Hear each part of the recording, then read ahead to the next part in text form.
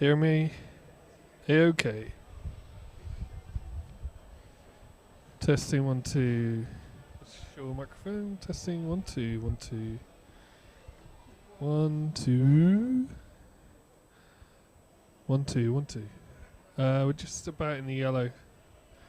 Okay. Testing. Testing.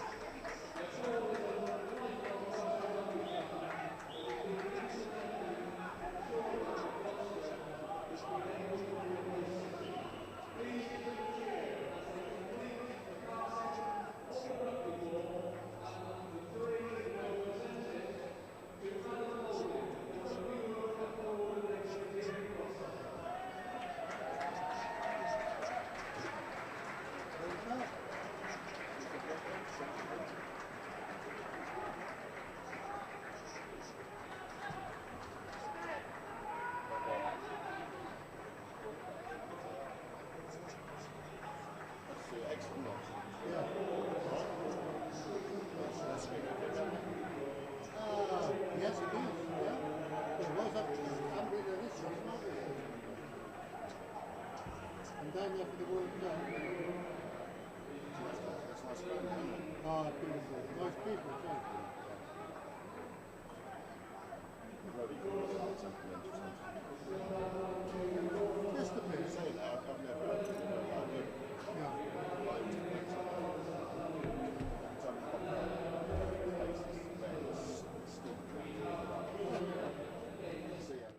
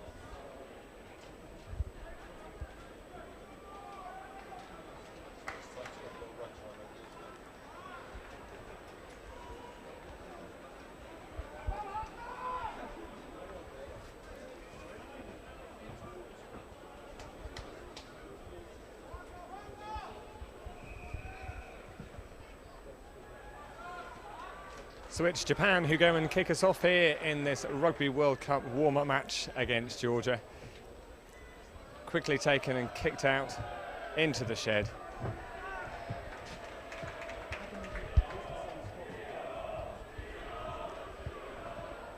Already starts of chanting from the slightly empty shed than we would normally expect for a game here at Kingsholm. Japan to go and take the line out. Go for the middle, successfully taken. The forwards then start to gather around, see if they can start to show some early progress. Always talking about the difference in the weight of the packs of these two. Georgia well known for the size of their pack. Japan, let's say, not quite so well known, but they wanted to make sure that they tried and nullified that difference between the sizes of the pack. So Japan have the advantage. They get it out. work their way down the line. Chance to go and get the backs into action. That was what Eddie Jones was keen to try and see. Actually going to get the ball out to them. Slight fumble, and we go back for an earlier offence. Japan will go and take the ball. It's always interesting to go and see as to how the two teams will start when they get this opportunity. Who is it who's going to be the one that shows the earliest pressure? So Japan decide that it's time to kick for goal, see if they can get some early points on the board. Ayumu Goromaru, the man who is going to take the kick. Chance for an opportunity to go through the lineups of the two teams. Japan then Goromaru at fullback, Fujita on the wing, Saw, confusingly Craig Wing in the centre, Hendrik Tui playing on the other wing, the half-back pairing of Tatakawa and Tanaka. And then in the pack for Japan, Mikami, Hori, Yamashita, Thompson and Ono make up the second row. The captain Michael Leach, Michael Broadhurst and Ray Halani making up the remainder of the Japan pack. There's a slight hush around Kingsholm. Around 5,000, I understand, in for today's game, and here's our first opportunity to go and get some points on the board.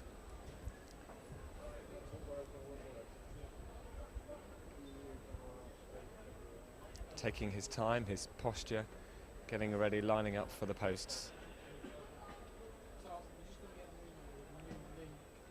Has it made it through? They're all very keen, but no. Oh yes, there we are. The judges, touch judges go and raise their flags. It comes in off the post, and so Japan take a lead after just 2 minutes. So here we go, then with Georgia to kick off. Kurikiyashvili is the full-back for Georgia, who gets us underway just over the 10-metre line. It's palmed back, just dribbles over the halfway line as Georgia now try to see if they can make any progress. Their little scrum half, he could well become the youngest player ever in World Cup history if he does actually make an appearance at just 18. He didn't turn 19 until midway through the World Cup. So Georgia go over the halfway line, try to go and use some of their grunt in the pack in order to go and push it forward. The Lobzanidze, their little scrum half, goes and passes it out towards the wing. Onto the ground it goes. It's still Georgia's ball. Bit of a tussle between the two scrum halves there, but it still comes down on Georgia's side. Their captain, the Toulon player, Mamuka Gogodze, goes and tries to barrage his way through. Georgia it's a lock and a back row forward to try and push their way through. Again, Georgia, they're not making a lot of progress, still just 2 metres into the Japan half. Then they decide to go and lift the ball up into the sky. Malagaratse hoists it high, but it's safely taken by Ayumu Goromaru for Japan, who again chips it forward, gets it therefore into the Georgia half, bounces and taken back beyond the 22. But the referee, John Lacey, goes and calls for an offside. The Georgia captain, Gogodze, just wanting a little bit of clarification there. But he gets it from the referee. What will Japan decide to do? A long-range effort, perhaps? They, I think, are considering it. They hand the ball, therefore, to Goromaru, full-back. He's already been successful once. And he is going to go for goal.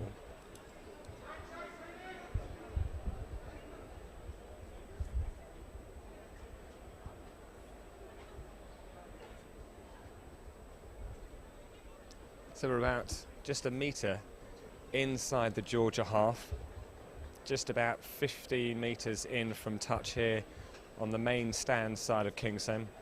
Goromaru then just goes and lines up the ball on his tee. It's going to be a big kick if he can do it, but I guess this is the time when he wants to see if he can show that he has got the range. He wants to check that he's got the direction as well. Opportunity to get used to the conditions here at Kingsholm. Had the chance for a training session here yesterday. They've talked a lot about how important it is to make sure that they feel like this is a home ground in some ways. They are going to be playing 2 of their games during the World Cup pool stages here at Kingsholm. They want to make sure that this place feels like home. They're in the cherry and white, almost, the red and white strips here of Japan. Hush again as he takes a couple of steps back and then just comes forward, ready to go and give the ball a good hoof It goes low, but actually it has the length, but it doesn't have the distance. It's collected just beyond the try line. Touchdown, and Georgia went out decide where they want to go. It must be said, in these opening 6 minutes, Japan has had most of the play. They certainly seem to be the ones who've come out of the blocks the fastest. So Georgia kick us off then, get themselves deep into Japanese territory, just beyond the 22. Japan decide to stretch their legs then, see where they can go. Up then, almost to the halfway line, it's presented cleanly. Japan now take it again, they're keen to go and get it swiftly down the line. Out it comes onto the wing. Opportunity for Fujita to go and show here on the right wing what he can do. Pass back, Tanaka, the fly half, passes it back into heavy traffic there in the centre. The forwards decide that they're going to end up taking it on.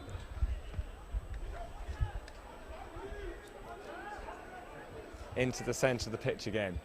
Japan still have it. They're the ones that seem to be making all of the real play here. Craig Wing, the centre, takes it forward again. They're inside now, just beyond Georgia's 10-metre line. Recycled again, coming back down the line into the captain, Michael Leach. He takes a hefty falling to the ground. Bit of an opportunity perhaps was the Japan fly half Tatakawa going to do something clever, but instead manages to keep hold of it. Here we go for another phase of play. Sent through into the number 8 Halani. Takes it to ground. Out it comes again. Japan keen to try and pass it between the various different hands that they've got. Goes to ground again. We'll have another phase here. Which way will it go? Back in towards the centre of the pitch again. Taking the ground. Out it comes. Can they keep making it quickly down the line? Michael Broadhurst, the back row forward, takes it into contact. It's a bit scrabbly now, but Japan still have it. The red and white scrum cap there of the Japan number 8 Halani. Still on the floor. Has it been stolen now? It looks, oh no, Japan still have it. Take their time just to decide which way they're going to go. Broadhurst, the back row forward, takes it.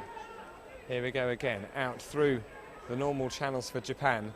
Making its way out towards the wing. It's that fullback now, they're going to cut inside. They're within 5, just beyond the 5-metre line as they try to head towards the Georgia try line. Japan, I think, really keen to go and make sure that they get the points on the board, the most points on the board first. They might well start finding that they're tiring later on if they have to go and deal with the much larger size of the Georgian team, well known for their size. And the referee goes and calls an offence in favour of Georgia. Pats on the back from some of the Georgia team as they managed to win that penalty for holding on. Georgia then will want to go and clear their lines. Make sure they can try and give themselves a bit of a breather. Does seem to be that they've hardly had any forays into the Japan half. So, Georgia. Gariki Vashvili, he's the all-time leading scorer for Georgia. He's got 644 points in international rugby. He's the one that goes and clears it. It gets just beyond their 10-metre line. Japan then to see how many we're going to have in this line out. So, Georgia with their hooker, Bregvadze. He's ready to go and throw the ball in. Goes towards the tail, but it's stolen by Japan. They climb the highest. Carefully gathered by the captain, Michael Leach. Goes to ground again, so we're 2 metres inside the Georgia half. Goes down the Japan line as would do normally. Male Sao goes and takes it into contact. It's spilt by the Japan scrum half. Referee John Lacey almost just telling the players just to calm it down a little bit, but it's a knock on.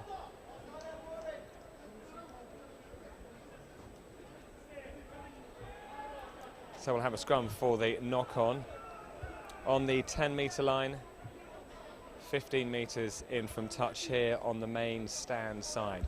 Quite a nice day around Kingsholm. There is some pleasant sunshine. Certainly cleared up a lot from what it was like this morning. Pitch is looking lovely. It's been given a lot of TLC, I'm sure, over the summer months in preparation for the 4 World Cup matches that will be held here over the coming weeks. Of course, they're all important for for Georgia first of all, because they're going to be starting off their World Cup campaign against Tonga here at Kingsholm in exactly 2 weeks' time. So that scrum goes down. Referee John Lacey just calls them to come over a small distance so that they can make sure they're not digging up the turf too much. There'll be a bit of gardening which needs to be done just to again replace some of the divots there, but not quite as bad as the pitch was cutting up over in Paris 2 weekends ago when England were taking on France over there. So the front rows prepare to go down against each other. The rest of the packs combine in together, ready to go and connect up.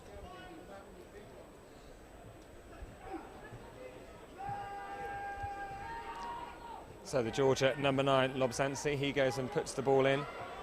It's turning. Referee John Lacey calls a halt to proceedings. It's going to be a Georgia put in again. Plenty of claps from the Japan touchline. They're obviously pleased with what they're seeing. And again, the referee goes and just moves them a couple of metres further in towards the centre of the pitch. I assume trying to make sure that the pitch stays in reasonable condition. You can already see the boot marks in the grass, in the turf, already starting to cut up a little bit. I bet that the team here at Kingsholm keen that this pitch stays as pristine as it possibly can. Will be 2 weeks to go and get things back into pristine condition ahead of Tonga, Georgia, taking place here on the 19th. Starts at 12 o'clock, that's lunchtime. So the ball is in, and it's turned again, it's wheeled around. Referee goes and says it's going to be Georgia's ball again.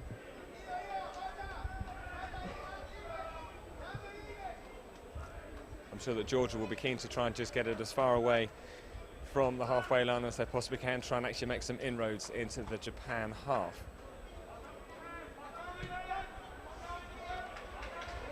And that's a decent kick there from Georgia's number 15, the fullback, being the one preferred to go and get the ball moving up the pitch. Kvikivashvili, 84 caps. He will be taking part in his 4th Rugby World Cup in a couple of weeks' time. So Georgia call the line out, 6 in the line out. Georgia ready to go and throw in. They go to the front. Quick gathering around of the forward. There's the ball going there. It's still hanging on at the back, trying to see if they can really muscle their way forward. They've got the advantage from the referee. Ball is presented for Lobzansit. Goes to the captain, Gogodze. What can he do? It's a little bit of a lob back towards this little scrum half. Goes then to Sutiashvili. Here we go on the 22. Georgia keen to go and take it quickly. Quick tap kick there from the scrum half, Lobzansit. They're about 15 metres out. It goes to a group of forwards who decide to get into pack formation, ready to try and drive it forward. Gogodze, the captain, he gets to the back, passes it on to the lock, Mikatatsu, who is Toulon teammate. Out it comes then, trying to go and put a little bit of pace onto the ball, gets out to Karacheva, the outside centre, manages to make a few metres, comes back then towards Gogodze, the captain. He's struggling to go and make much progress. It's still here on the 22. Japan have managed to go and push Georgia back quite significantly from that little tap and go that Lobzanit tried. But again, they now press on. They themselves, Georgia, are going to try and put a few phases together. Out to their number 10, Malagaratse. Out towards the wing. It's a neat little cut through, and could this be the opportunity for Georgia? Yes, they will go and touch it down. A nice little kick through there, bit of ingenuity, the opportunity to see a little bit of space just in behind the Japan defence.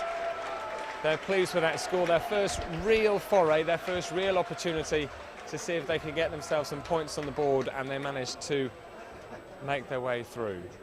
So they managed to go and get themselves a try. We'll see if they can then go and add the extras.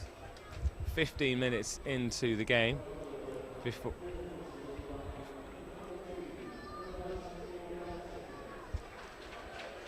the try is scored by number 14, Murez Giorgadze. Plenty of congratulations from all of his teammates. There'll be a little bit of hush there, as Georgia will see if they can get the conversion just inside the 5 metre line on the shed side. There for about 23 metres out.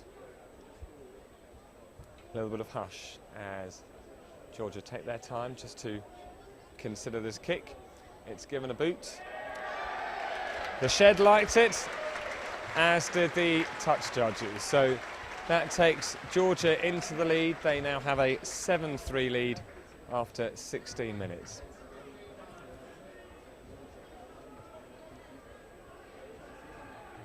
Let's see how Japan then respond to the fact they got the early points on the ball, but they're the ones who have conceded the first try. That try shows really that actually Georgia, they're keen to use their weight to see if they can actually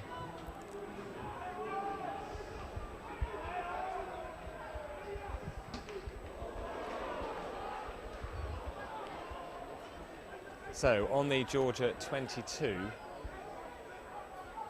back it comes. Georgia will give it a good hoof, makes it just about over the 10 metre line, actually not quite up to about 30 metres, still inside the Georgia half from that kick from within their 22. Japan take it quickly, it's a short one. Have they gone to practice out on the training field? So it comes out now, it's down the line in their normal kind of a way. It gets to their fullback, who's actually inside their winger. So Goromaru takes it to ground. Goes to ground again, and the referee goes and says that coming in off the feet. So Georgia's ball then. They'll be taking it from, it's about 25 metres out from their touch line. Into the hands of Kurikashvili, the Georgia fullback. He's the man who always goes and gives the ball a decent bit of height there, and it lands in the main stand with quite a clank. Hasn't made a huge amount of ground, it must be said. They're only about 5 metres now actually up into the Japan half. Might be disappointed, but maybe that's something which they've been practicing on the training ground. See if they can go and get something driving from here. Opportunities sometimes still to think. It's not about winning these games, it's about actually just seeing what can they practice, what can they make sure they get right. They go towards the tail. It's not the cleanest of takes, but in the end Georgia come away with it. McCout had taken the ball, but referee isn't happy with that, so it's going to be Japan to have the ball. We'll have a scrum here. The referee just having a few little words therefore with his understanding of what's been going on with the scrum up till now. I hope the Georgians in particular, as he's been talking to the Georgian hooker, Bregvadze, just to make sure, a few little hand gestures as well, so that Bregvadze is completely sure of what he means when it comes to the scrum wheeling around. Down they go then, Japan to go and put the ball into this scrum. Literally just inside the Japan half, on the 15-metre line in from the near touch line here on the grandstand side. Japan have it quickly, and out it goes. They get over the halfway line through their inside centre, Craig Wing. Out to their fullback, Goromaru. He tries to take it up a couple more metres. Over the 10-metre line now, Japan keep pushing forward. They've got options on both sides, but they decide to go in towards the centre of the pitch. Keep going wide. That's what they like to do. Out to Male Sao with his little ponytail. He's driven back, though, just by one Georgian player, but referee has called for an earlier offence.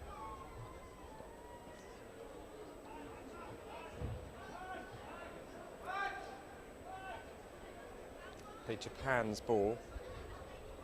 Michael Leach, the Japan captain, just getting a bit of clarification, keeping up that communication there with the referee.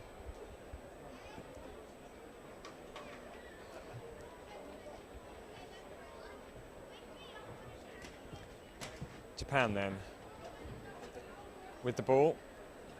This will be Goromaru. He'll be the one that goes and kicks it, hoping to go and find touch. How far has he been able to get with that one?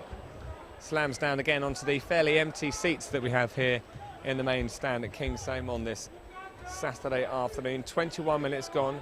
Georgia lead 7 points to 3. Georgia, the only ones, they scored the try. just over 5 minutes ago. Japan, it's an untidy take.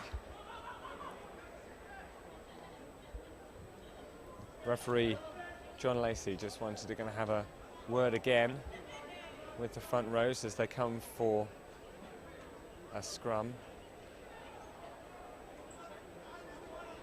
It's a game when Japan started off very, very brightly, it must be said. Now it just seems to have calmed down into a little bit of, we'll just see as to who's going to be the one that's going to take the ascendancy. So the scoring started very early on, just in the 3rd minute. Japan awarded a penalty, successful by Ayumu Goromaru, their full-back. We then had to wait till the 15th minute when the Georgia wing Muraz Jorgadze, neat little chip put through by his full-back, enabled him to go and score in the corner. So it's the Georgia captain Gorgodze, the number 8, who goes and takes the ball off the back of the scrum, gets it over the 22. Stay there for a little bit of time. Georgia decided to try and be a little bit clever, but offside. Referee goes and calls. There's a little bit of the pitch cutting up again, just by the Georgia 22. Referee again signalling offside. So it's back in the hands of Merab Kavirukashvili, the Georgia number 15, the fullback, who will end up booting it well into the main stand. Gets himself 5 metres into the Japan half. Let's see how many they call into the line out here. Turn a little bit more cloudy now here. Lost the sunshine. Hopefully should be staying dry though for the afternoon. Japan do well. They try to steal. Comes back to the Georgia loose head. Nariashvili. It's on the ground. Georgia tried to go and clear it out. Their scrum half tackled as he literally picked the ball up by his opposite number for Japan. Right on the halfway line. And it's called in Japan's favour. They want to try and get the ball quickly.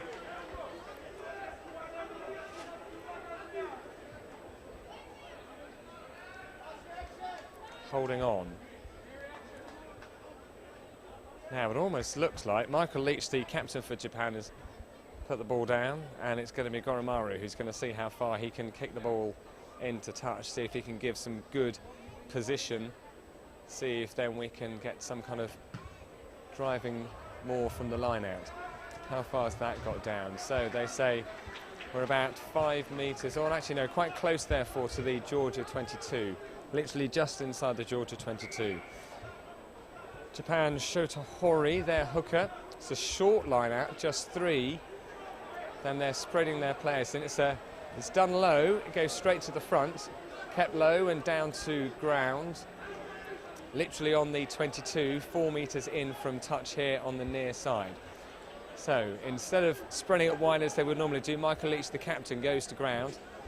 Now it's going to make its way down the line. Japan trying to go and put some real pace on the ball.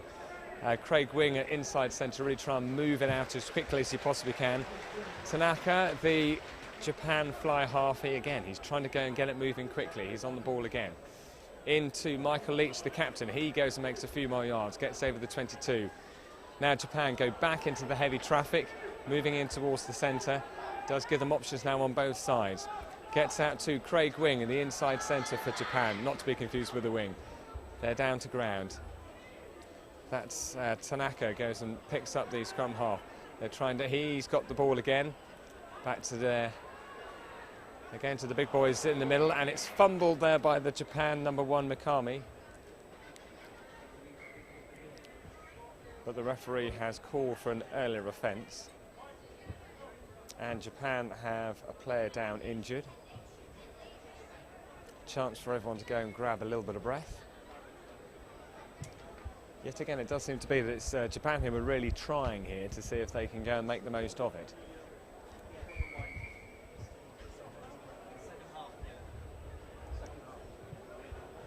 So a bit of medical attention for one of the Japanese players.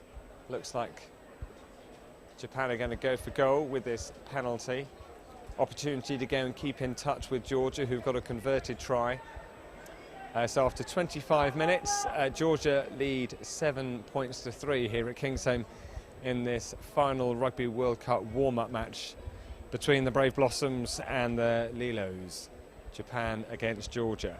Opportunity, as I haven't had the chance to actually go through the Georgia team. Merab Karirikashvili, their fullback. Their wingers are Miraz Djorgadze, the try scorer, and Georgi Apsuari on the other wing. Their centres are Katarava and Sharikze, former Hartbury College students and Gloucester under-19. The half-back pairing are Malagaradze at fly half and the youngster Vasil Lobzanits, who plays at scrum half. As Japan just go and line this up, Goromaru goes for goal and is successful, so he manages to bring Japan back to within a point.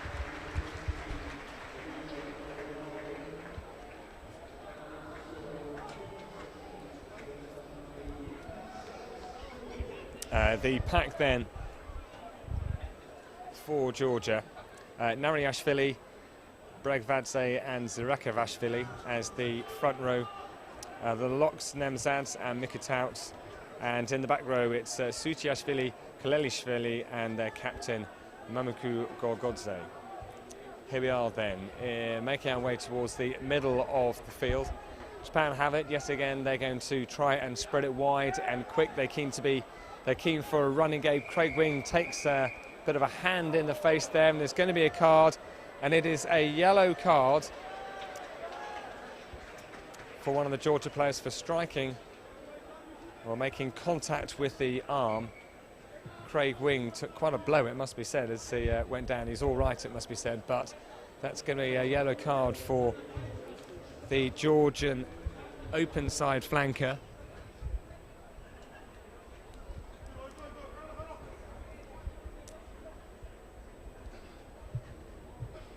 So Victor Kalelishvili will spend most of the rest of the first half in the sin bin. Craig Wing, the inside centre who took that blow, seems fine. He just goes and grabs himself a quick drink, but he seems to be doing all right. Referee John Lacey just wanted to make sure that everyone is well aware of exactly what the offence was. So Japan take the ball from on their 10-metre line. They'll see how much progress they've actually gone and made. Just outside the Georgia 22. Let's see then if by having a man advantage whether they can really make something of this. Japan then throw loose to the tail. It's taken by Broadhurst. Maybe that was planned, I'm not quite sure. Japan then in the centre of the pitch, taken into contact again by Michael Broadhurst. But Georgia have stolen it through their scrum half. Let's see if they can now use some of their pack weight, as they like to be able to do so. They'll just try and use some of the grunt and rustle that they've got in order to see if they can work their way. So it's their fullback has to go and play scrum half. Makes it upfield. Japan's fullback Goromaru takes it, decides he's going to stretch his legs and go for a bit of a run, seeing if he can work his way through two Georgian players. Brought to ground just on the halfway line. Hooker goes and plays scrum half in order to dig it out. Pass it through to Luke Thompson, the Japan lock. Out it comes again. Craig Wing in the centres has it. Now it goes out to Male Sao. Works his way towards the shed side. Almost looks like 2 hours before a normal kickoff in terms of the number of people in the shed, but with Japan in their red and white, it looks like they've got a lot of supporters with the number of Gloucester fans who come here in their cherry white. Japan tries something a little creative, just tick it over the top, and they will. It goes into touch just by the Georgia 22. Opportunity just to go and gather their breaths again if they feel it's been a bit of hasty action. 10 minutes to go then of this first half. Score's quite tight. Georgia with the converted try. Japan with 2 penalties from their fullback Goromaru. It's one of those games when it's been hard to know if people are experimenting and trying things out.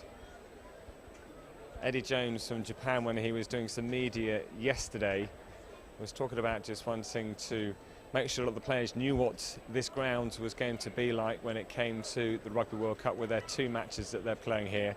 Their opportunity to really feel at home within this stadium. Even the changing room being red and white supposedly was helpful for the team. So it was a short line up by Georgia. It's staying within very, very close to the far touch line on the shed side. Georgia have it, trying to go and get some kind of a drive on. They're managing to make a few more yards now. Japan lining up in a very flat formation, and referee decides that Japan have gone in over the top, so it's going to be Georgia who get given the ball. Passed out to Kvirikashvili, the Georgia fullback. He's the one who always gets given the ball, rather than Malagaradze, the Georgia fullback. He's eyeing up as to how far. It's quite a tight angle, so how far can he go and punt this ball down? Doesn't try for a huge amount. In fact, he hasn't decided to go and try and kick it out either. So Japan from inside their 22, they go and kick it back almost to exactly where Kvirikashvili was kicking the ball from. He now has the ball, he gathers it, goes up to his 22, gives it a very low punt, and I can imagine the sorts of noise that are going to come from the shed. Normally in a reserve for any kind of opposition, it almost seems to be that the Gloucester supporters here have decided that they're going to adopt Japan with their colours as the team. So Japan, throw to the tail, taken by Michael Broadhurst. Quickly then down the line, we're into with Nale Sao. He goes and brings it up. We're getting closer now to the Georgia 22. Japan the ones who can really put it through the hands very successfully, although the referee might not be very happy with what he's seen there. Did we go and have some kind of dangerous tackle? Referee has called it. It's the David Kacharava, the Georgia outside centre, is down. He's face down. Referee John Lacey telling all of the Japan players to move away. Medical teams straight in. It did look a little bit suspect. It seemed to be that, well, one of them is pointing towards the, one of the medical staff is pointing towards the head. Well, that means that he landed on his head. But it did seem to be that 2 Japan players managed to get into the tackle and both went and picked up legs. And so whether that therefore meant that they weren't quite sure how they were going to go and put the chap down. So medical attention, the referee is actually just going to go and call over Michael Leach, the Japan captain, and have a quick word. He's also going to call over the hooker as well, Shota Hori, whether he was one of the offenders there. And he's been shown a yellow card for the dangerous tackle. So he'll be spending the rest of the first half in the sin bin.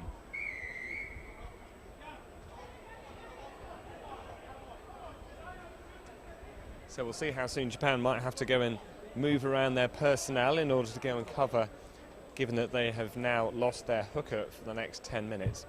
Bit of gardening being done just to go and repair the pitch. It has been cutting up a little bit. There has been a lot of rain here at Kingsholm over the past few weeks. It's a decent kick there that Kvirikashvili goes and gets on that ball. We come halfway between the halfway line and the Japan 22. The Japan players in the lineup being told just to move back a little bit to go and find the exact point. So 5 come forward into the line out. Let's see where Bregvadze will throw. He throws towards the tail. Relatively cleanly taken by their captain Gorgodze, the number 8. Georgia now trying to see if they can get something going, but Japan have disrupted that incredibly well. Georgia do still have the ball, but it is on the ground. Georgia then go and throw it out, although their hooker is going to become a little bit stranded. Quickly players come in. Their scrum half gets it out to Gorgodze. He's the one who's really going to try and push through. Passes then on through to Georgia's inside centre, their number 12, Sherikadze. He manages to go make a good fair 12-15 yards. There's a real tempo now about the Georgia team. They're not passing the ball down the line, they're just trying to go and use their own pace to see if they can move it around quite a bit. A couple of players standing in the middle of the field there. Now it's Kvirikashvili. He's going to see if he can get somewhere. A bit of a tackle around the breadbasket there, taken to ground. Just beyond now the Japan 22, Georgia pushing up almost individually each one. Gorgodze picks up the ball, he goes and drives his way through, makes a couple of yards in a bit of a tumble over tumble. It's the loose-head prop who's got it, and he has now won Georgia a penalty 15 metres out from the Japan try line. Again, the referee just wanting to make sure that the teams fully understand exactly what a penalty is for. He's calling it for an offside, and he's even making very clear as to which of the players it was, the referee, in terms of putting up the number of fingers relevant to the player who caused the offence. Therefore looking like it was Horishi Yamashita, the Japan tight head prop, who is the offender on that occasion. So here we go then with Merab Kvrikivashvili, the Georgia fullback, 12 metres out from the near touchline here in the main stand. Takes it about 1 metre or so back beyond the Japan 22 in order to go and line up for this penalty. Opportunity for Georgia to go and stretch their lead. Currently 7-6 with 6 minutes to go of this first half here at Kingsholm. The Japan players have a little bit of a conflab just about perhaps how things have been going. Interesting thoughts as to which team coach is going to be the happiest with how their first half performance has been. Japan seem to be the ones who've been the most creative. They've been the ones who've been trying to go and make sure that the ball has moved around an awful lot. Georgia almost seem to be happy to take the odd opportunity. Oh, and he's gone and put it wide there. Hasn't quite pushed it far enough across. So it misses the left hand upright. So a failed opportunity, therefore, to go and extend the lead. Georgia, though, still in the lead just by 1 point, 7 points to 6 with 5 minutes to go here in the first half of this World Cup warm-up match between Japan and Georgia.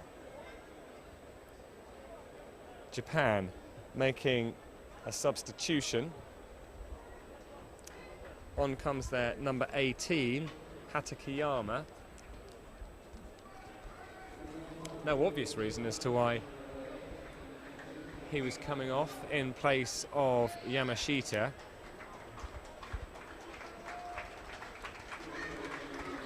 Doesn't seem to be any apparent injury. So Japan get us going again. So it's taken on the Japan 22. And we now seem to be having a bit of a breakout potentially by Halani. Japan now keen to go and get it down their line. They're seeing that if they can get anywhere, it could have been a forward pass. Yes, it is spotted as being a forward pass there. There's some real pace on the ball. Japan just not quite sure who it was going to go to. Boos from the shed there, who obviously seem to have adopted Japan as their team for today. There was just that opportunity there for Japan to make a breakout, to see if they were going to have the chance to go and stretch the legs and potentially just sneak past. Both teams down to 14 men. Both have had a yellow card, although Georgia, as I speak, their open side flanker, Victor Kaleshvili, he's getting ready to come back on. At the same time, Japan deciding to go and make another substitution. Takeshi Kitsu, a prop coming on. A bizarre time to go and make this kind of a substitution. Again, it's not obvious. I suppose actually yes, because with Japan having their hooker in the sin bin at the moment, they're having just to jiggle things around so that they have a sort of a player who's qualified almost for playing at hooker.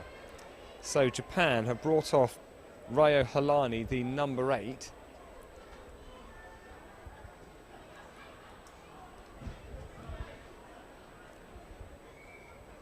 He's come on a number 17. Takeshi Kitsu plays in his place. I guess they'll be working out as to how they can then rejig the team around a little bit later on. 3 minutes remaining of the first half of this final Rugby World Cup warm-up event. Georgia here playing from right to left. They'll be in action here again 2 weeks today. Their match will be over when they take on Tonga. Kick-off at 12 o'clock. Japan, they start on the same day with a tough game. They'll be against South Africa. So that will be quite some challenge for them to get going. So 3 minutes to go. We'll see where Georgia decide to go with this game. Adam Balding, the former Gloucester number 8, joining me here for some of the commentary. Don't know how much of the game you've been able to go and see so far, and what you've made of it, or perhaps what you might have expected for a game like this. It's quite an interesting game, isn't it? It's definitely a contrast, like between the two teams. I mean, you've got the Japanese who are certainly very lively, and then you've got the Georgians who've certainly come to be very direct and all about set piece. And I'd love to see the possession statistics. I'm pretty sure the Japanese have had the lion's share of possession. They certainly do seem, and they seem to be the ones that they want to get it running. Georgia seem happy. Playing with a bit of pace, but Georgia just want to grind it out, don't they? Very direct. Well, here we go then. They're passing it down the line. This is the first time actually that Georgia have really tried to go and spread it wide. Unfortunately, there was a forward pass in there. It could have been an opportunity for the Georgia left wing Aptsiaru to go and spread his legs, but unfortunately just managed to go and forward pass and a bit of a clip on the back of the foot of their fullback Vicky Vashvili. So we're going to have a scrum. We've got 2 minutes to go, and from what we've seen, have Georgia got the almost like the power in their pack? That's what they've always been known for, and Japan will always going to want to try and minimise that. I was going to say the intentions are clear, aren't they? I mean, straight kick into the corner. I mean, I think virtually 90% of the lines have been driven, so they're certainly here to obviously be very physical and direct, as opposed to the Japanese who are short on the lineouts.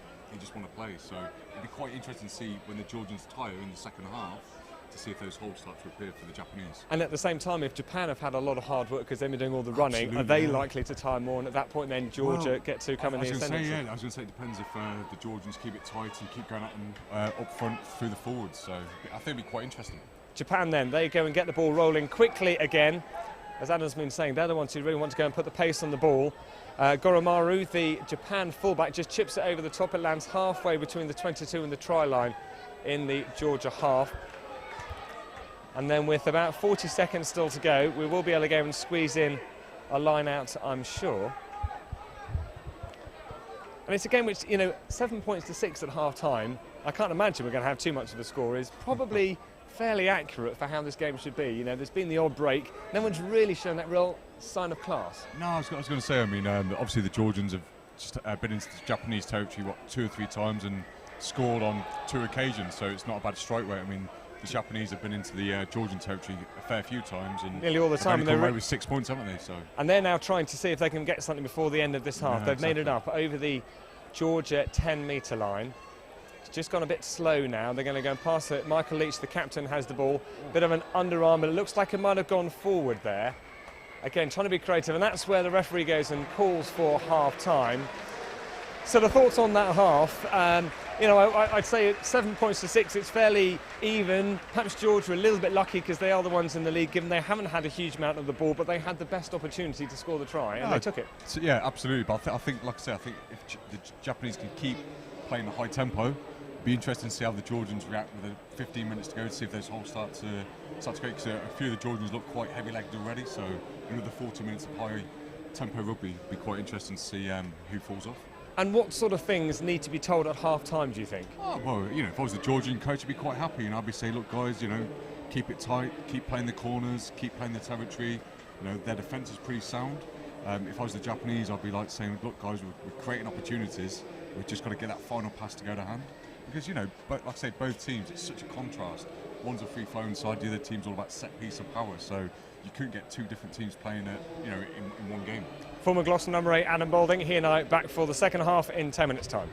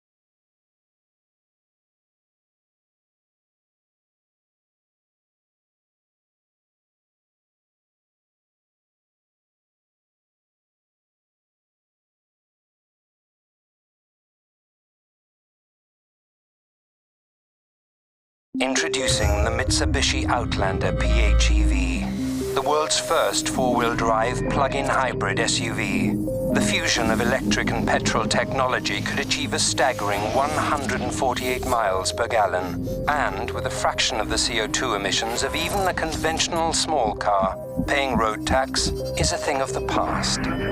We haven't just made an SUV, we've made history. Mitsubishi Intelligent Motion.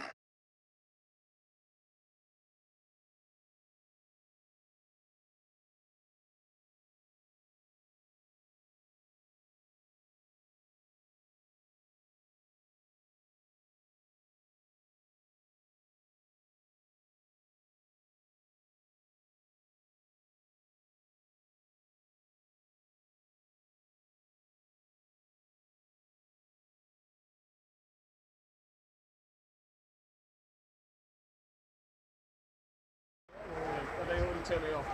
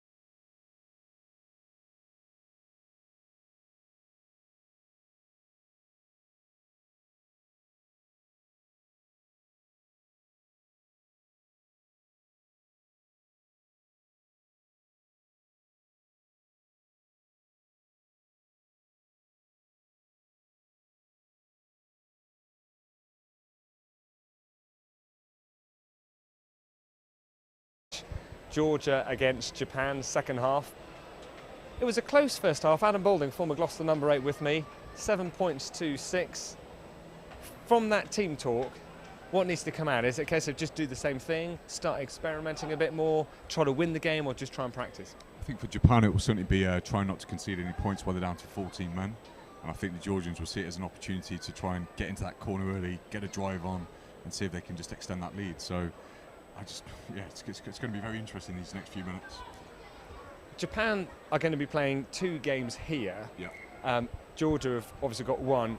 How important is it to get to know the stadium from your time? Obviously, when it is your home ground, as it was for Gloucester, you end up getting to that stage of thinking, yes, this is where all support is. But just knowing the surroundings and what the pitch is like, the winds and things like that. I think it's crucial for both teams. I mean, they're both familiarising themselves with the surroundings, with the game, with the venue.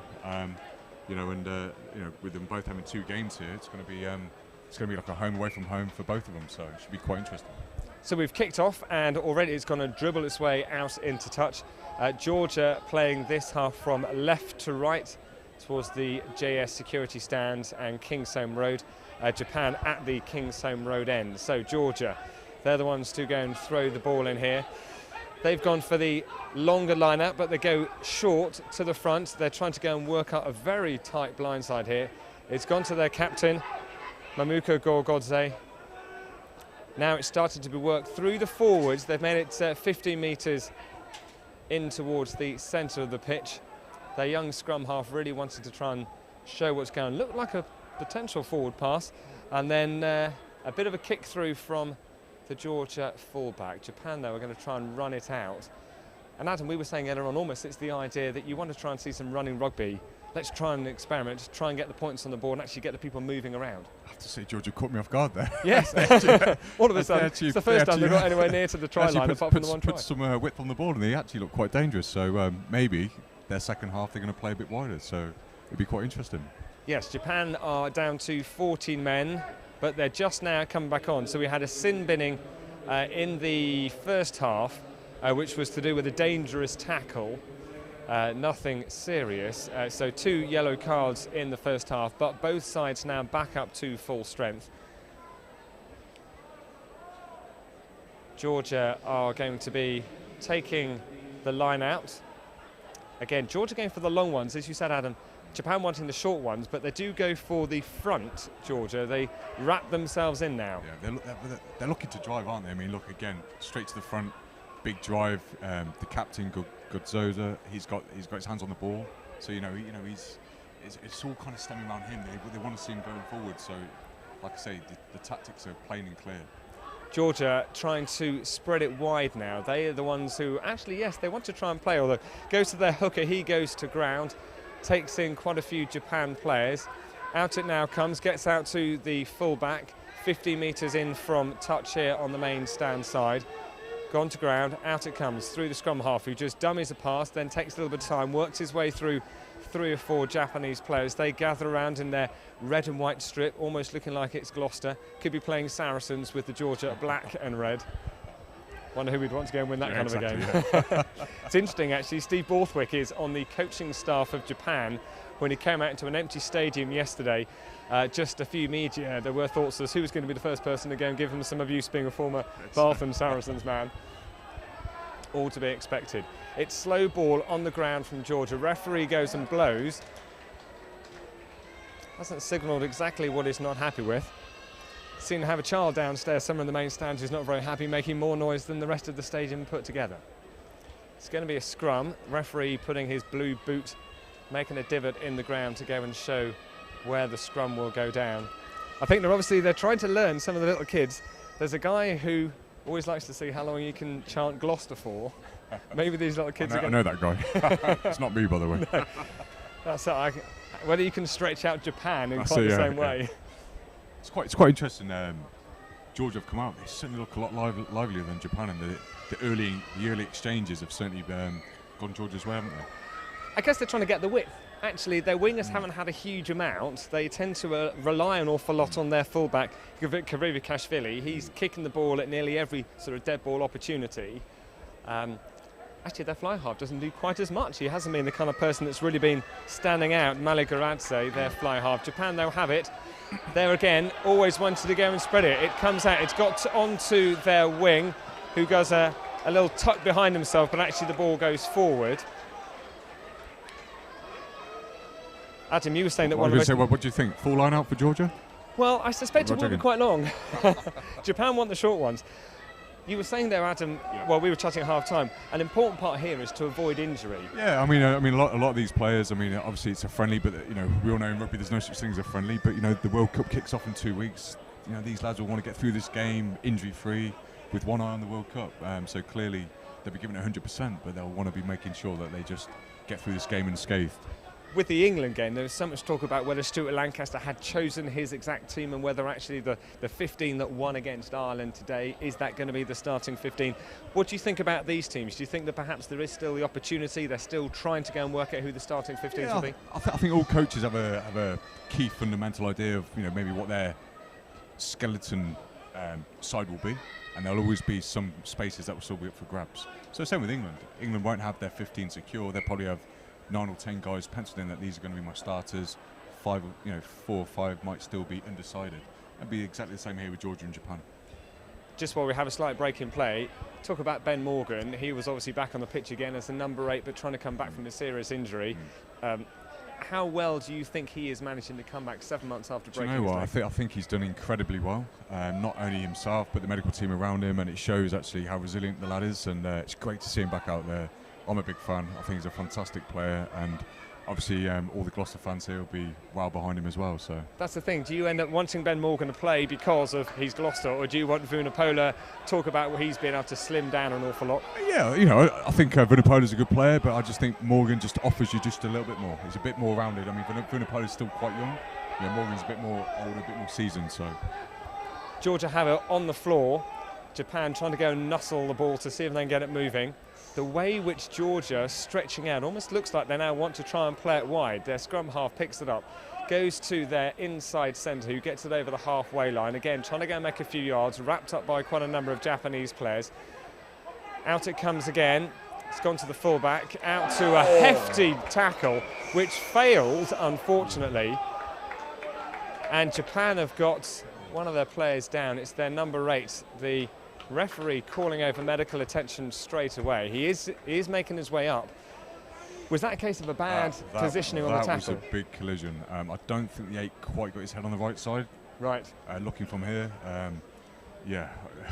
It was one of I think he's going to be a bit dazed. I mean, hopefully he's going to be back on his feet in a second. But yeah, Raya Halani, he came in trying to go and tackle Victor Kaleshvili, the Georgia open side. He's a big lad as well, isn't he? God, He they're is. both big lads. That's it. Looking at Kaleshvili, 31 caps, he's 192 centimetres. Going up against Raya Halani, he's got 43 caps there. Just about, well, actually, Halani's a little bit bigger, but actually he came off worse. I guess it's about the positioning there as to where you go in. Yeah, technique. Like I say, I just think he got his head on the wrong side, but it's great to see him back on his feet, and hopefully he can shake that off. I'm sure they've got the magic smelling salts on there. Exactly, yes. Do they still use them? I'm sure they probably do. There's something which gets wafted around. That's it. Now, Japan, actually, they just seem to be making a substitution. Off has come their winger Fujita, coming onto the pitch, Amanaki Mafi. And actually now as well, they're going to be making a substitution. Obviously, Halani, he's a little bit too dazed and confused. So it looks like actually winger Fujita might have to go straight back on again. Obviously not in that position, but he seems to have stood himself back up again. And maybe he's taken a knock as well, and so he's going to be just requiring a bit of medical attention as well. Sun starts to come out again here at Kingsholm. Bright lights on as well. Not a drop of rain, which has been quite pleasant, Adam Balding. I was going to say, it's been fantastic, hasn't it? Hey, hopefully September and October will be dry months, because we've got the fan zone down at the docks, all open plan, so we don't want any rain from here on in. And actually, it's not too cold either. Normally, Kingsholm, you always expect to put on 3 layers, but actually, it's not too bad. It's interesting how Japan are defending now, but the 6 is stood at number 10. So I think the 10 is here on the short side. So they're clearly defending the 10, taking him out of the confrontation. That's it, they're jiggling things around. So there's the big number 8 who goes and puts a bit of a fist up. Georgia's winger takes it now up into the 22, back through Gorgodza. Then it gets to the Georgia number 5. He's still trying to go and make a few yards. He's back up on his feet. They're just 5 metres away, 4 metres away from the Japan line. You'd almost expect at this kind of position that they're going to start using some of the weight. It gets to their loose head prop. He now goes to ground, but he's still trying to nuggle his way forward just a little bit. Get back to Gorgodza. He goes and picks it up, goes and throws it back to one of his players in a bit of an untidy manner. The Georgia players all gathered around, but they are now spreading out opportunities to go either side if they want it. Japan have quite a few players around because they've actually come out with the ball. They go and give it to their fullback Goromaru, who hoofs it high, but he doesn't make touch. Georgia go and taking them back over the 22, and it's and they had the opportunity, a very, very narrow channel to try and get through with their fullback. Looked like he was going to go infield, but then pushed it in that tiny little gap, and the opportunity, although we're back into action straight away with Japan defending on their try line, but they're going to try and run it out. They've gone to ground 10 metres out from their try line. Back it goes to the fullback, he goes and gives it a hefty boot, and he wants to try and make sure it goes out, and it does indeed make it out. Hits one of these substitutes on a big palm of a hand, and it'll be a line out from just outside the 22. Georgia are really going for it now, Adam. But do you see that from the scrum? The number 8, the captain, straight up the short side, lovely soft hands. Again, the captain got the ball back, put somebody else into space. He's so instrumental with them going forward on front foot ball. And if you the more he comes into the game, the more chance they've got of scoring. Parise for Italy, and also very for similar player. always one of those talismanic kind of people. We're back into action again. The ball right in the centre of the pitch, in the sunshine here at Kingsholm. Again, there is the Georgia captain, Godzilla or something you might call him. It's a little bit scrappy now, but again, Georgia still have the ball.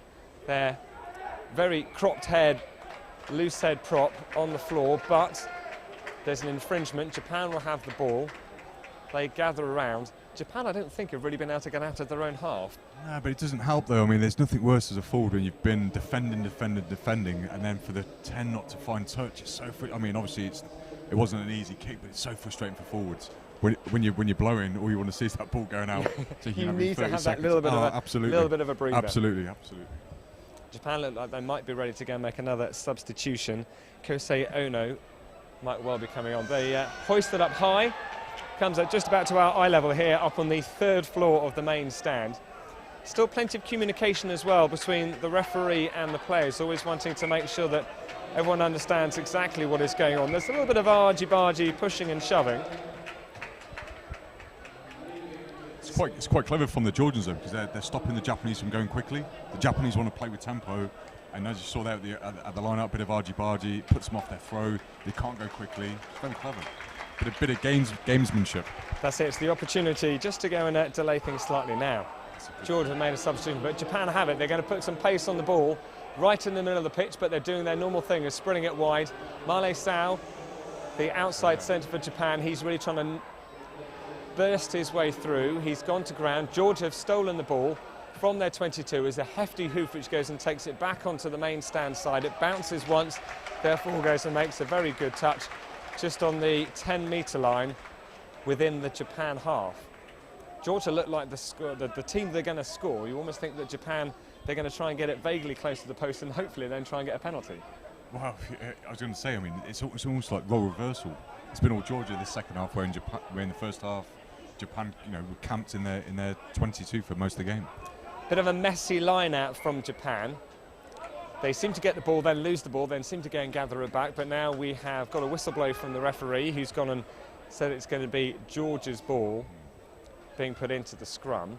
Back in an area where at half-time there was quite a lot of gardening work just to go and repair the grass. I guess that the management here want to go and make sure that this is looking pristine for 2 weeks' time. They've done a great job, haven't they? They have. When we came here yesterday... it looks like my lawn. Maybe we should get the chaps round to go and deal with yours. My stripes are better. It's interesting, look, the 10 is on the blind side again. Acres of space. It'd be interesting to see if the captain here picks up again. That's it, yeah. Michael Leach, he's the one who, as that captain from from the blind side flanker position, but he's the one who's almost in that receiving position, unless they're going to go up the blind side of it, as you say. Now, somehow, Japan have wheeled it. Japan take the ball.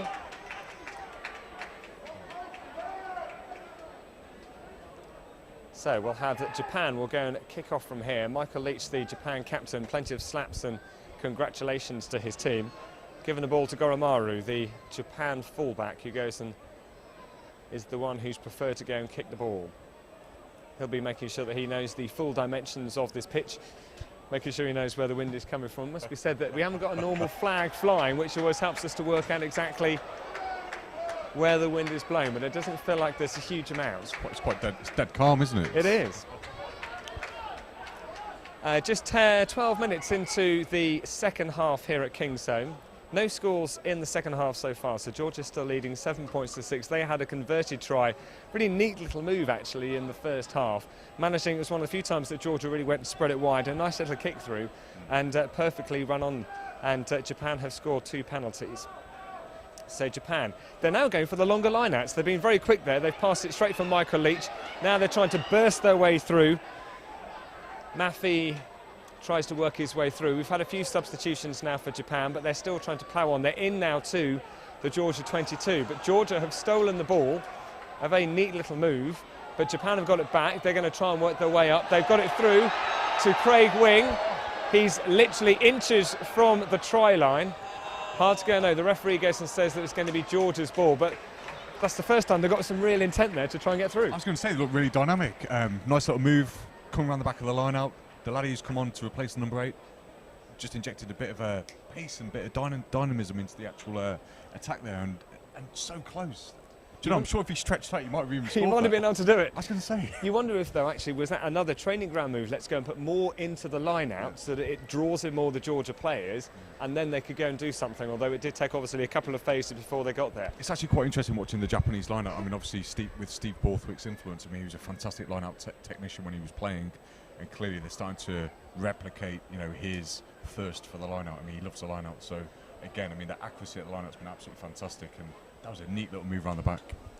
Is that an obvious thing for someone like Steve Borthwick? Let's go to one of these developing nations and let's actually see what, almost like, you know, the Western rugby, what actually he can then start to go and share, or one of these sort of higher tier nations, what he can go and share with them. Well, I think it's a great opportunity. I mean, to actually go and to be involved with the World Cup, you know, to coach Japan, to coach Georgia. I think it's a fantastic opportunity, and you know, he's done a great job, and Eddie Jones is there as well. Eddie's doing a good job as well, and you know, with them hosting the World Cup in 2019, it's exciting times for them, and they'll see 2015 as that platform to really start to push their game forward. Because come 2019, they'll be wanting to try and at least make the latter stages if they can.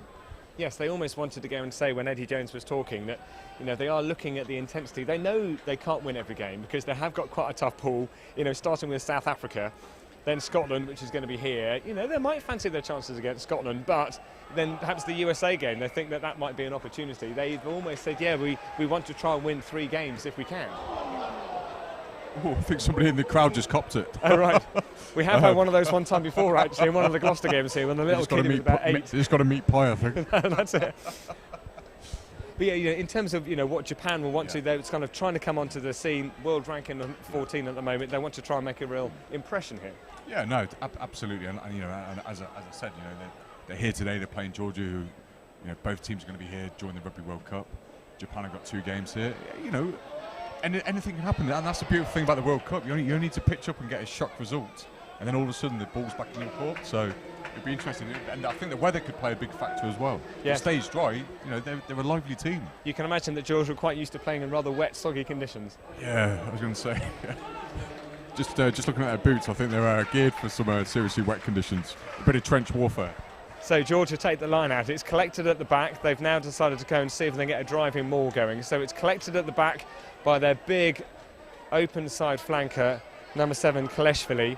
He's still got hold of the ball. It's driving up. It's over their 10-metre line. They're really starting to make progress, and they've got the advantage from the referee for taking it down. Japan will have to retreat. They go back over the halfway line.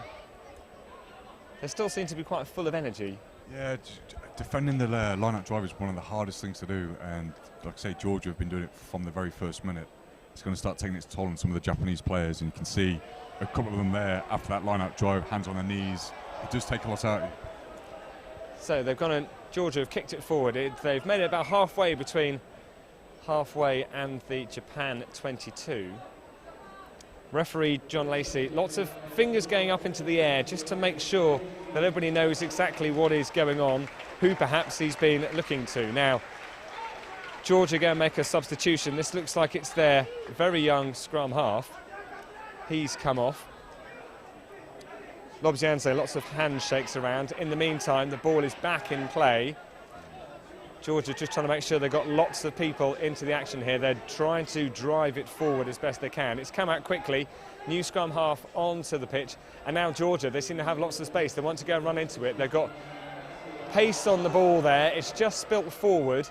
Referee has got his arm out, ready to go and give Japan the advantage. Still going back. It's inside the Japanese 22. It's on the floor at the moment. Japan get it out. They're going to see if they can run it from here. They're brought down to ground. Centre of the field, 2 metres inside their own 22, but they try and make a bit of a breakout. It's by their replacement number 8. Halani earlier on took a rather bad knock in a tackle, and therefore he had to probably go off to stop seeing stars. Georgia do have 1 player down, just receiving a little bit of medical attention, a couple of metres away from where the ball is. Japan, though, recycle the ball. Infield it comes, goes over their 22. They're going to see if they can try and work it through the phases. It goes back to Marley Sow, the outside centre, decides to go and put a little bit of a burn on. Looked like a forward pass there by Michael Leach, the captain, that is spotted as he went and passed it out to Michael Brosers. Flattened there by the Georgia captain, Gorgodze. That's some real good running rugby. Yes. They're playing. Japan are playing with some real intent. I mean, to be running that from your own 22, it's great to see. It's a barbarian style where you can't go and kick. You can't almost just relieve the pressure by doing that. But look up, see what's around, see if you can actually go and make something out of potentially nothing. I was going to say, and when you look at Japan with ball in hand, they seem so comfortable on the ball. It's just those little details now with the driving line out. If they can just get in a bit earlier to stop the Georgians, then obviously the Georgians have certainly come into this game, and there's 1 point in it. Who knows which way it will go? The discipline actually does seem to have been quite good. I was going to say, it's made the referee's job very easy. I mean, both teams are very disciplined. The breakdown's been quite even, I would say. Yes. I mean, I don't think one team's dominated. It's been quite even. Yes, no one has been having to be ticked off too many times. No, the yellow exactly, cards were for not, they weren't built-up offences. They were, individual ones. Adam Balding, thank you so much for being with us. Absolute pleasure. So Adam Balding leaves us there, former Gloucester number 8, his time here helping out with the commentary of this game, this Rugby World Cup warm-up match between Georgia and Japan. So we have the scrum just inside the Japanese half, 5 metres in from the near side touch. It's given to Georgia. They will go and have another put in. They'll make a decision now as to where they want to go. Do they want to try and kick for the posts, or do they want to see if they can dominate, as Adam Baldwin was talking about, this ability, although actually they're going to kick for goal. Their fullback, Kavicki, oh no, he's decided against it. He had gone and picked up the blades of grass. I thought it was to see where we were going to be with the wind. He's booted that ball. It's ended up over in the burger van that just sits inside the gates here of Kingsholm.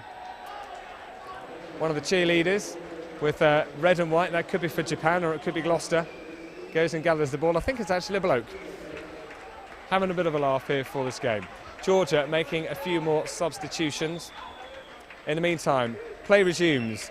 Good take from the back of the line out. They're trying again here, as Adam Baldwin was talking about. Let's go and get that driving maul after the line out. Working their way gradually up the field. They're now halfway between the 22 and the try line. Goes to their replacement hooker. Out it goes via the scrum half. Long pass into the middle of the pitch. Gets to Shirikse, the inside centre. Scrum half collects it again. It gets to their captain, Gorgodze. The Godzilla of the man. He's the one, the talismanic person, the talismanic number 8. Trying to really go and get the people playing together. One of the few times that actually seems to be that the fly half has had it. Tries to be a little bit creative.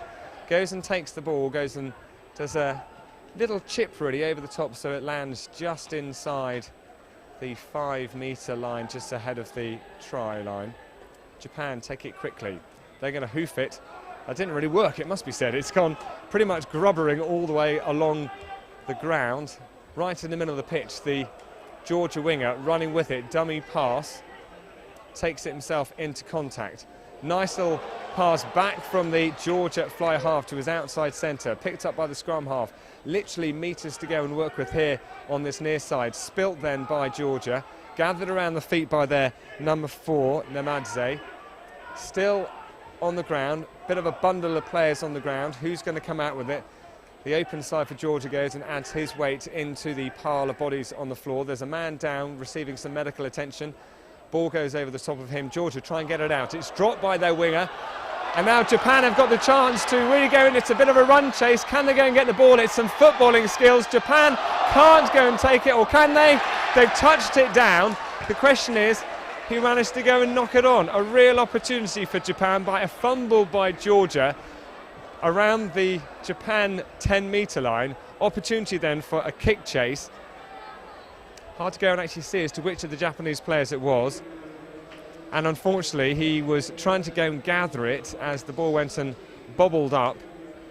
It was the replacement winger for Japan, Kotaro Matashima. He tried to go and gather the ball, having kicked it twice, trying to get it to go along almost like football skills, and he just couldn't quite gather it cleanly. Made a bit of a mess of it. It then bobbled off sideways, and he did touch it down, but unfortunately already committed the offence. So it'll be a 5-metre scrum to Georgia on the 50-metre line inside from the shed touch line. A few rounds of applause as a couple of the, looks like the Georgian props are coming off. Time to go make a few more substitutions. Some tired bodies, Adam Balding talking about how tiring it would be, but actually during this second half there seems to have really been an upping in the pace. So play resumes over on the far side. Scrum goes down, referee not happy with that, just having another conversation. I know it can be quite difficult sometimes trying to ensure that all of the players understand exactly what the referee is trying to say. I'm not sure how good the Georgians' English is. So the players get ready to go and engage once more. So there they are, 5 metres out from the Georgia touchline. Georgia to put the ball in. In it goes. Hard to go and see as to whether either side really go and have dominance in that scrum. It started to move its way over towards the centre of the pitch. Japan almost seem to be the ones who were profiting from that. It's broken up, but Georgia do have the ball on the ground. They're guarding the ball. Scrum half has got his back to the post. Passes it back, literally onto the dead ball line. Japan do manage to interfere with it to make it harder than might have been expected. It's collected by one of the ball boys at the side. Japan keen to go and get it going quickly. Bit of a dummy throw there, I think it is, from Michael Leach, their captain. The potential for it getting going quite early on. Japan make another substitution. On comes number 21, Atsushi Hiwasa. He'll be coming on then, taking the place of Fumiyaka Tanaka, I assume. It's hard sometimes to go and keep touch of exactly who's been coming on and going off. We are halfway through the second half of this Rugby World Cup warm-up match. No scores so far in the second half, so it remains 7-6 to Georgia. Georgia with the converted try from the first half, Japan having had 2 penalties.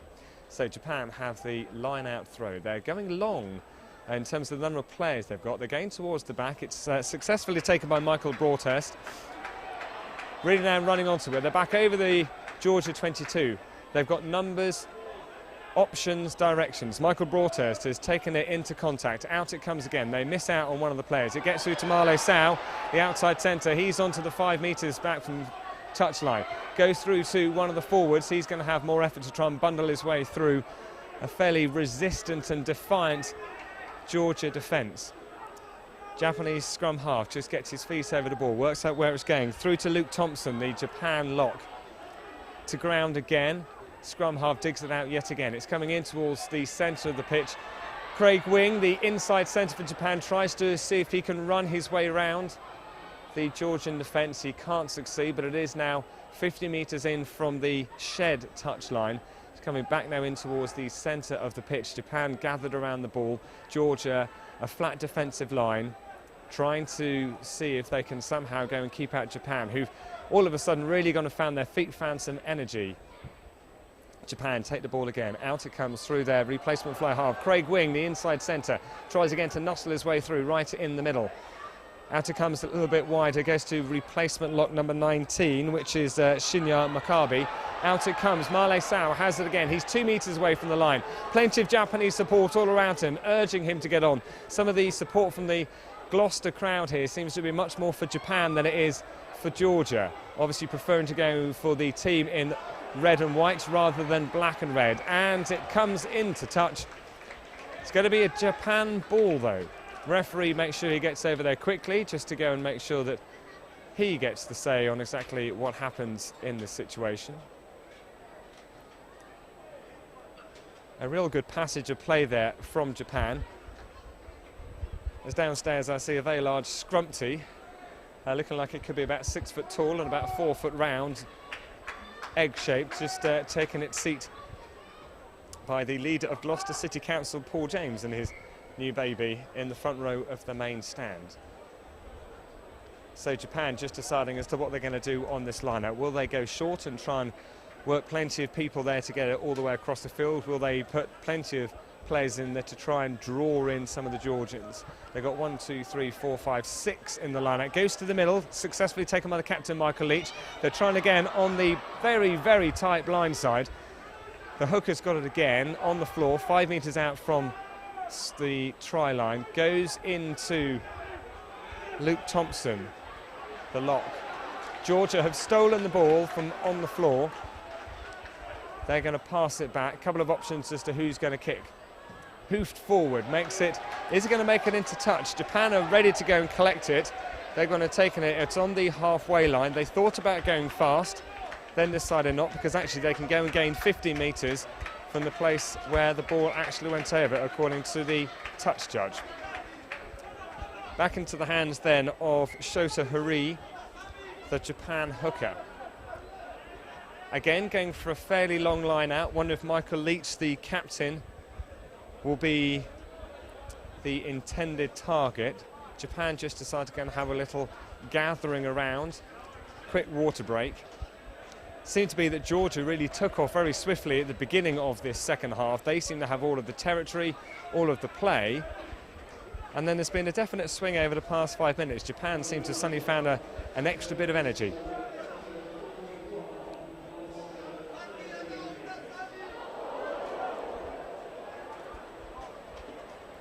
Bit of a surprise, obviously, from the crowds here. The Gloucester score has just been read out. I couldn't hear it quite right.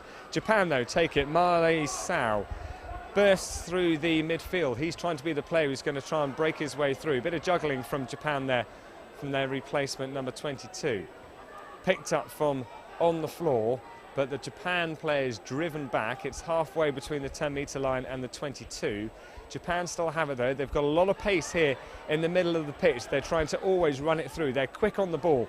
Through it goes to the number 22. An interception there by Georgia. Almost just made it a little bit too obvious as to where that was going to go, and they were just trying a little bit too hard.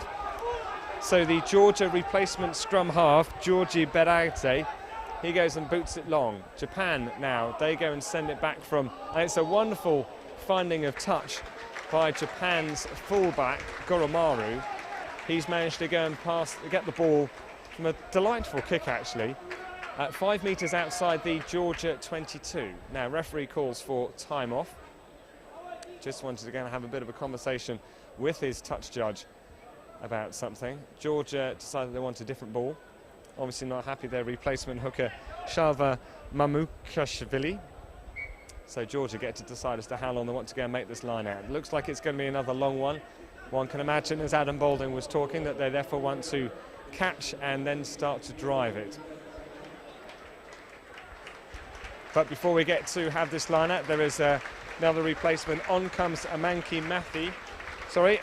On comes Georgi Chatse. He will be taking part in his 4th World Cup for Georgia. Collected then towards the tail of the line out. What a surprise now. We're gathered in, although it has now gone to ground. Referee blows for offside. Coming in for the side there, so Georgia will go and have the kick. Obviously they've gone and brought off their fullback, Kavuri Kavashvili. So it's kicked up. It hasn't made a huge amount of ground, actually, so they've just got it within the Japan half, about a metre inside the Japan half. Japan already there with a long line out, but it will be Georgia to decide how many they want to go and have. Sunshine, thankfully, beating down here at Kingsholm. It's a wonderful evening. Long shadows here, given that it is 20 past 6. We have 12 minutes more to play. Not the greatest of line-outs. It went right above the tail and nobody was there to try and gather it, but Georgia have collected it, although it's been knocked on, the referee says. So Japan will be given the ball.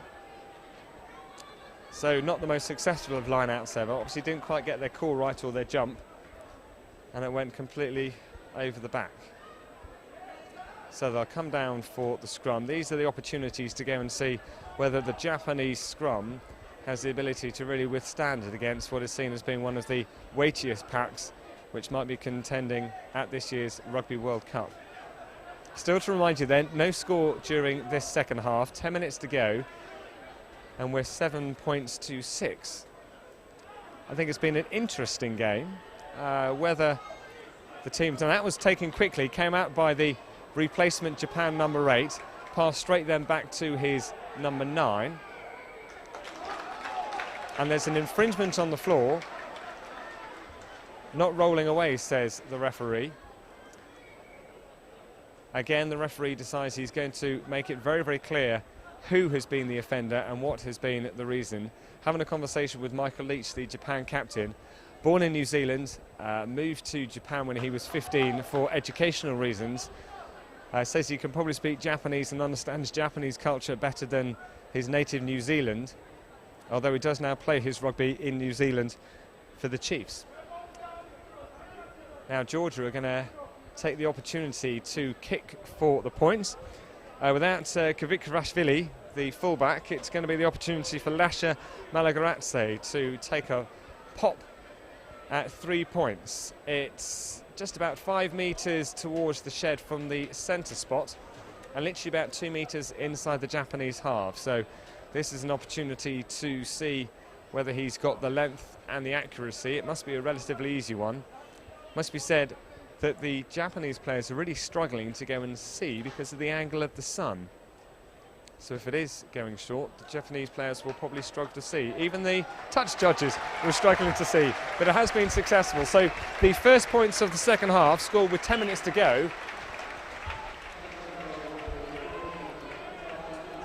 So Georgia go and take a 10.26 lead through that penalty, successful by Malagaradze.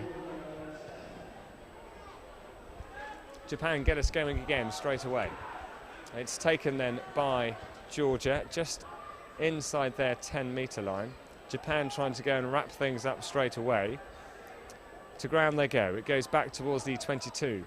Georgia booted upfield. Difficult for the Japanese fullback to actually see because of the sun. He lets it bobble, and unfortunately, as he slams the ball into the ground, because he managed to go and knock it on. Chance of the traditional Eeyore from the shed at that opportunity. I thought that the shed might have been on the side of the Japanese, given the red and white colours. But we'll have a scrum, literally on the Japan 22, 6 metres in from touch here on the main stand side.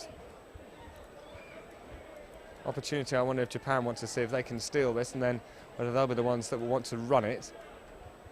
Scoreboard hasn't been updated yet, but Georgia leading 10 points to 6. Few tired bodies, I can imagine. Both sides have made good use of their bench, making sure they've tried to go and bring fresh legs on.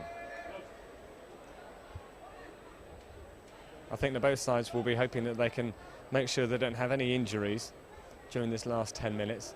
Still keen to make sure that they can probably both want to come out with a win, just to go and set themselves up like the win for England over Ireland, probably very significant when it came to.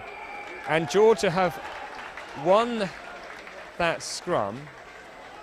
The referee pointed to not binding properly. They've really made quite a mess of the turf, it must be said.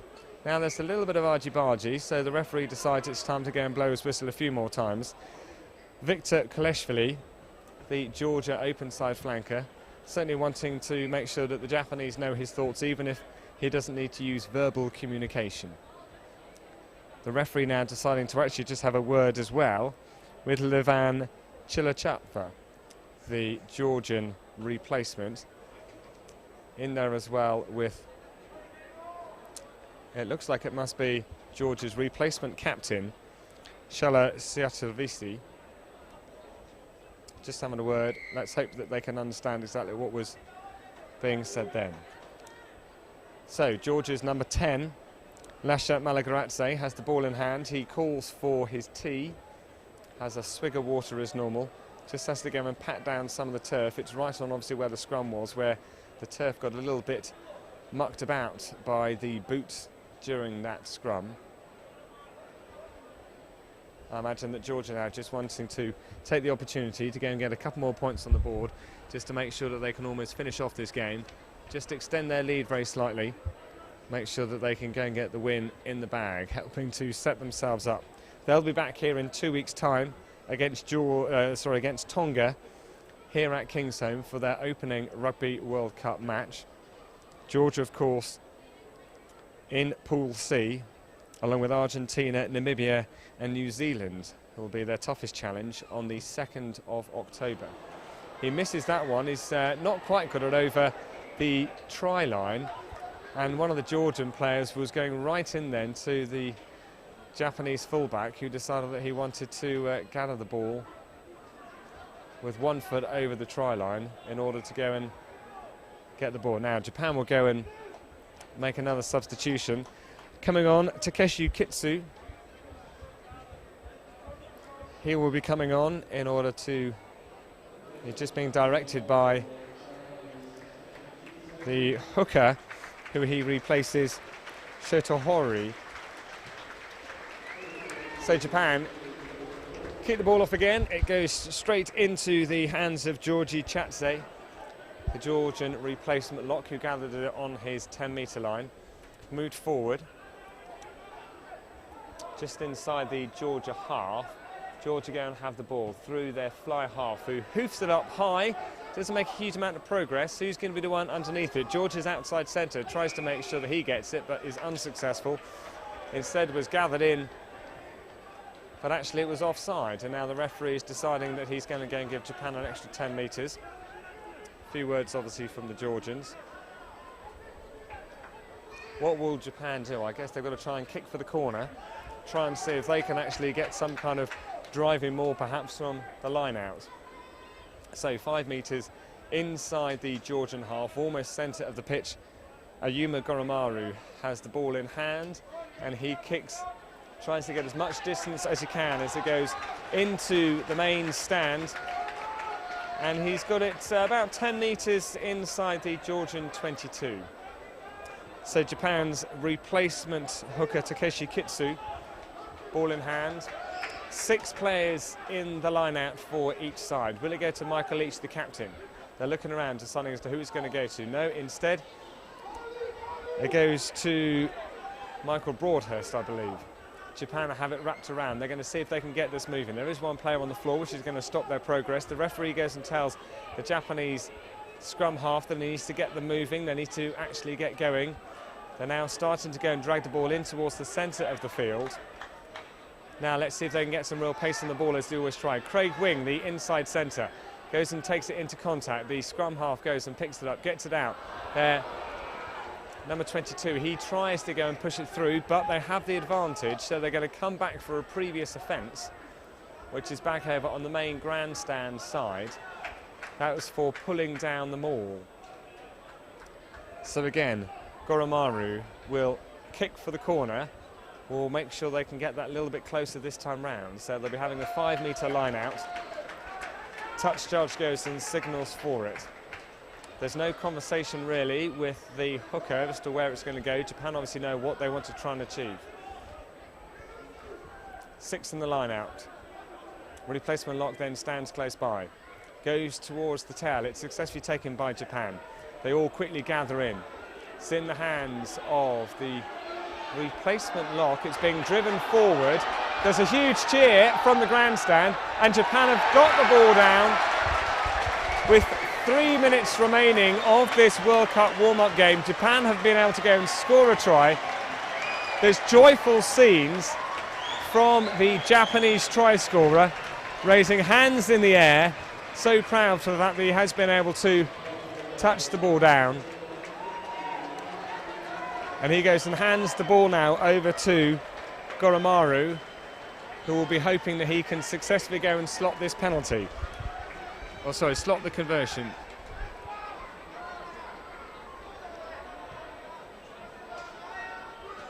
So as the number 20, Mafi, goes and trots his way back. Goromaru goes and lines up to see if he can go and add the extra 2 points for the conversion. Japan then currently lead 11 points to 10.